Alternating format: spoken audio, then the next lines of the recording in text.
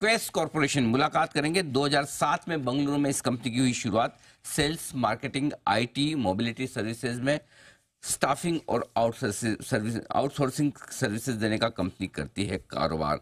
हमारे साथ कार्यक्रम में शामिल हो रहे हैं कंपनी के ग्रुप सीएफओ कमल पाल हुडा साहब। चार्टर्ड अकाउंटेंट है और कोर बिजनेस में, फाइनेंस के बिजनेस में 18 साल से ज़्यादा का अनुभव है। कल बाजार बंद होने के बाद आए हैं नतीजे देर शाम। मैं आपके सामने पहले नंबर्स रख दूँ। आय 10.5% बढ़कर 4,910 करोड़ पर पहुंची है। कामकाजी मुनाफा 195 करोड़, 28% की बढ़त। मार्जिन्स बहुत इंप्रूव है, 3.4% से 4% पहुंचे हैं और मुनाफा जबरदस्त बढ़ा है, 33 करोड़ से बढ़कर 94 करोड़। हुडा साहब, बहुत बहुत स्वागत है आपका। धन्यवाद हमें समय देने के लिए। मेरे ख्याल से ये आपकी कंपनी का अब तक का सबसे हाईएस्ट तिमाही आय वाली, तिमाही मुनाफे वाली ये तिमाही रही है। जरा एक बार बताएं सर। जी धन्यवाद अनिल जी। एंड आपने सही फरमाया कि ये हमारी अभी तक का सबसे बेहतरीन रिजल्ट रहा है। हम्म। एबिटा के पर्सपेक्टिव से एक क्वार्टर में 195 करोड़ का हमने एबिटा किया है, जो कि 28% पिछले साल के मुकाबले क्वार्टर ऑन क्वार्टर ग्रोथ रहा है। अगर मैं फुल ईयर की बात करूं तो फुल ईयर में भी हमारा टोटल एबिटा 694 करोड़ टच किया है, जो कि 18% ग्रोथ है ईयर ऑन ईयर। पैट में, प्रॉफिट आफ्टर टैक्स में 26% की बढ़ोतरी है, तो 280 करोड़ का हमने पैट किया है। और ईपीएस भी हमारा बढ़ 24% बढ़ा है ईयर ऑन ईयर। तो जी हाँ, ये हमारा अभी तक का बेहतरीन रिजल्ट रहा है। और इस रिजल्ट के कुछ मेन रीजंस जो रहे हैं वो हमारे मेनली जो हमारा जीटीएस बिजनेस और ओएएम बिजनेस है, टेक्नोलॉजी बिजनेस और फैसिलिटी बिजनेस, उसमें हमारा एबिटा जीटीएस बिजनेस में 21% सालाना ग्रोथ देखा है, 353 करोड़ से बढ़कर 425 करोड़ का एबिटा हुआ है। और जो हमारा ऑपरेटिंग एसेट मैनेजमेंट बिजनेस है, वहां पर 18% एबिटा बढ़ा है। और वर्कफोर्स मैनेजमेंट में भी एक अच्छी हेडकाउंट ग्रोथ और रेवेन्यू ग्रोथ देखने को मिली है, जहां पर हमारा 14% हमारा रेवेन्यू ग्रोथ हुआ है सालाना।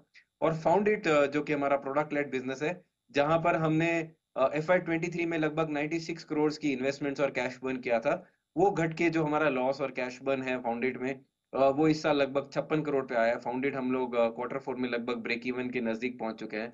तो ये कारण रहे हैं हमारे प्रॉफिटेबिलिटी और एबिटा में बढ़ोतरी के। बिल्कुल, तो दमदार परफॉर्मेंस सभी सेगमेंट से आती हुई दिख रही है। इंप्रेसिव चीज जो है होड़ा साहब, वो है मार्जिन आपके 3.4% से 4%।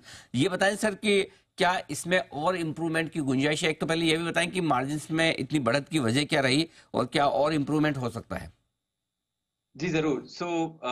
वजह मैंने अभी जैसे तीन चार रीजंस मेंशन किए। जो हमारा जीटीएस बिजनेस है वो हमारा हाईएस्ट मार्जिन बिजनेस है। लगभग क्वार्टर 4 में हमने 18.6% मार्जिन टच किया है उस बिजनेस में। और ये बिजनेस में हमने despite revenue growth of 8%, EBITDA growth 21% touch करी है। उस बिजनेस में रीजन ग्रोथ का है हमारी वैल्यू एडेड सर्विसेज, प्लस जो हमारी जोग्राफिकल मिक्स चेंज हो रहा है उस बिजनेस में टुवर्ड्स इंटरनेशनल जोग्राफीज। अगर हम ऑपरेटिंग एसेट मैनेजमेंट बिजनेस की बात करें तो वहां पर भी अच्छी मार्जिन में बढ़ोतरी हुई है। और वहां पर हमारे काफी प्रोडक्टिविटी इंप्रूवमेंट स्टेप्स जो हमने लिए हैं, जो हम पिछले 1-1.5 साल से काम कर रहे हैं हमारे ऑपरेटिंग एसेट मैनेजमेंट और वर्कफोर्स मैनेजमेंट बिजनेस में, ये उसके नतीजे हैं कि मार्जिन बढ़े हैं। जैसा कि आपने बताया आपके श्रोताओं को कि 4%, 4% मार्जिन हम ऑलरेडी टच कर चुके हैं।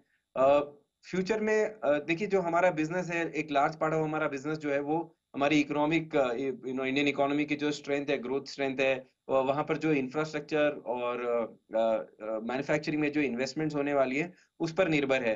और क्योंकि हमारा जो बिजनेस है वो लगभग इंडियन इकोनॉमी की ग्रोथ के साथ लिंक्ड है, large part of our business, तो हमारा ऐसा मानना है कि इन सेक्टर्स में अगर इन्वेस्टमेंट होती है तो ये एम्प्लॉयमेंट इंसेंटिव इंटेंसिव सेक्टर्स हैं। और उसके चलते जीडीपी ग्रोथ का 2 से 3 गुना we would like to grow in next year as well. ठीक बात है। आपके हेड काउंट भी लगभग लगभग 5,67,000, 5,67,000 के आसपास पहुंची है। बताएं सर, इस साल क्या और आप ग्रोथ की उम्मीद करें? कितने और हेड काउंट बढ़ाने वाले हैं? जी जरूर। हेडकाउंट हमारा, आपने सही बताया, हेडकाउंट हमारा 5,11,000 से बढ़ के 5,67,000। उसमें जो हमारा सबसे बड़ा बिजनेस है जनरल स्टाफिंग, वहां पर हमने एक बड़ा माइलस्टोन 4 लाख हेडकाउंट का ग्रोथ क्रॉस किया है। जो सेक्टर्स वहां पर काफी अच्छा परफॉर्म कर रहे हैं हमारे लिए, वो है BFSI, manufacturing, retail and telecom. इस बिजनेस में हम लोगों ने एक वर्टिकलाइजेशन की अप्रोच लगाई है पिछले साल भर में, और उसके रिजल्ट्स हमको देखने को मिले हैं। और हमारे लगभग 3 वर्टिकल्स जो हैं रिटेल, मैन्युफैक्चरिंग और टेलीकॉम, ये 50,000 हेडकाउंट से इन एक्सेस हैं अभी हमारे लिए, और बीएफएसआई में 1,20,000 से ज़्यादा हेडकाउंट है हमारे पास। सो ये चारों ही सेक्टर्स जो हैं वो आज की डेट में अच्छा परफॉर्म कर रहे हैं। और जैसा कि एक्सपेक्टेशन है कि there are lot of investments in each of these sectors जो गवर्नमेंट ने प्रोजेक्ट किया है अपने पिछले बजट में। एंड हम मान के चल रहे हैं कि ये सारे फैक्टर्स वापस रीइंफोर्स होंगे पोस्ट द इलेक्शन रिजल्ट्स। सो जैसे जैसे इन सेक्टर्स में इन्वेस्टमेंट्स आएगी, हेडकाउंट ग्रोथ इन चारों सेक्टर्स में हम काफी बुलिश हैं कि अगले साल में भी हमें सिमिलर ट्रेजेक्टरी देखने को मिलेगी। और होड़ा साहब, एक बार फिर से आपसे कंफर्म करना चाहता हूँ कि जो फाउंडिट आपने खरीदी कंपनी, आप कह रहे हैं कैश बर्न काफी कम हो गया, क्या अगली तिमाही से ये प्रॉफिटेबल हो जाएगा?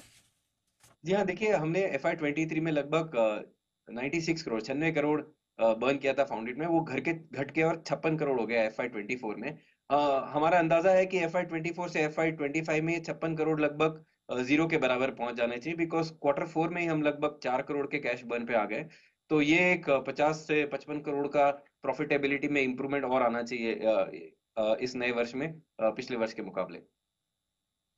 Perfect sir. होड़ा साहब, बहुत बहुत धन्यवाद आपका हमें समय देने के लिए और विस्तार से बताने के लिए अपने नतीजों के बारे में और साथ ही आगे का